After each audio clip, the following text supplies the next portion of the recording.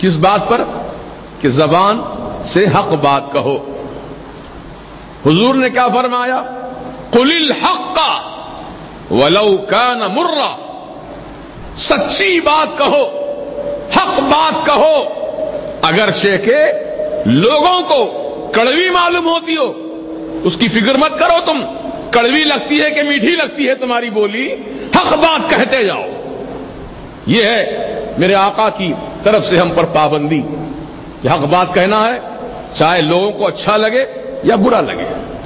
آج بریلویوں سے اس لیے لوگ نفرت کرتے ہیں کیونکہ حق بات بولتے ہیں، حق بات بولتے ہیں. ہم کو جھگڑالو کہتے ہیں کیونکہ ہم حق بات کہتے ہیں، ہم کو فسادی کہتے ہیں کیونکہ ہم حق بات کہتے ہیں. الحمدللہ ساری دنیا بھی مل کر کے بریلوی علماء کو یا بریلی شریف کے جاننے والے پہچاننے والوں کو اگر برا کہے اور ان کی شان میں توہین کرے، تنقید کرے تو ہم کو گوارا ہے. ہم اس سے متاثر ہونے والے نہیں ہیں، بلکہ ہم حق بات زندگی بھر کہتے ہی جائیں گے.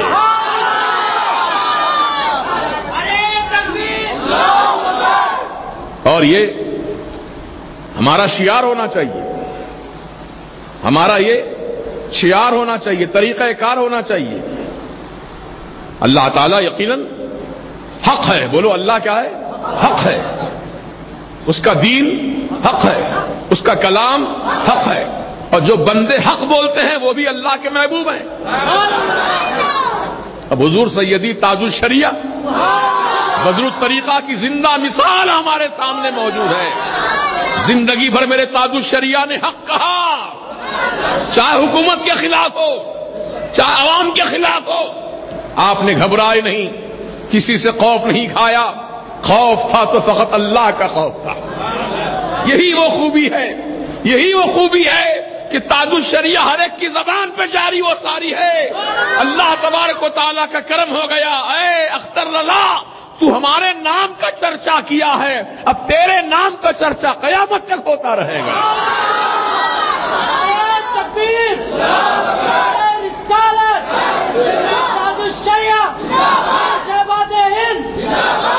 تو یہ خوبی حضور تاج الشریعہ میں بدرجہ اتم موجود تھی کہ ہمیشہ حق کلمہ کہا آپ نے، کسی سے ڈرے نہیں، گھبرائے نہیں، مصلحت کا شکار نہیں ہوئے، کبھی کسی سے مرعوب نہیں ہوئے. حضور تاج الشریعہ یہی بزرگوں کا طریقہ کار رہا ہے، یہی بزرگوں کا طریقہ کار رہا ہے.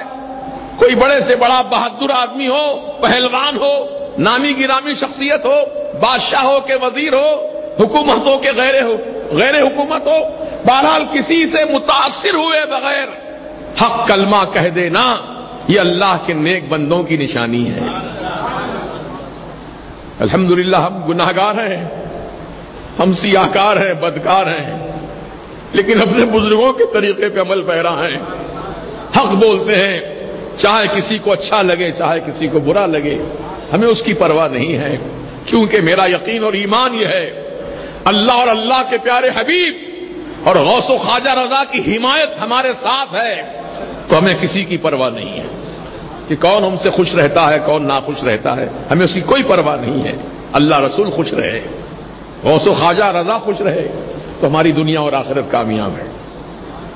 تو مسلمانوں، آج پوری دنیا میں چرچا ہے اعلیٰ حضرت کا خانوادے کا، اعلیٰ حضرت کے خاندان کا، بالخصوص حضور سیدی تاج الشریعہ بدر الطریقہ رضی اللہ تعالیٰ عنہ کا، کیونکہ آپ کی زندگی کے اوصاف اتنے اعلیٰ ہیں کہ آج ساری دنیا تعریف کرنے پہ مجبور ہے. محترم دوستو، یہ مقبولیت ایسے ہی نہیں ملا کرتی ہے، یہ اللہ تعالیٰ کا کرم ہے، یہ اللہ تعالیٰ کا فضل ہے. ذَلِكَ فَضْلُ اللَّهِ يُؤْتِيهِ مَن يَشَاءُ وَاللَّهُ ذُو الْفَضْلِ الْعَظِيمِ.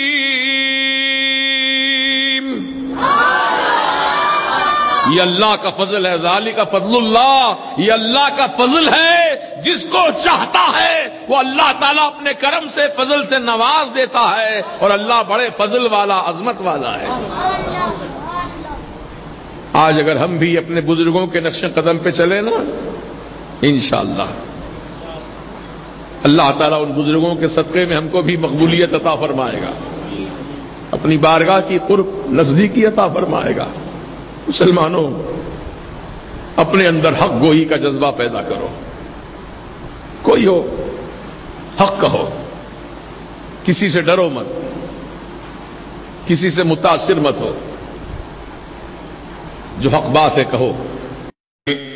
نبی سے جو ہو بیگانہ اسے دل سے جدا کر دیں، نبی سے جو ہو بیگانہ اسے دل سے جدا کر دیں، پدر مادر برادر مال و جان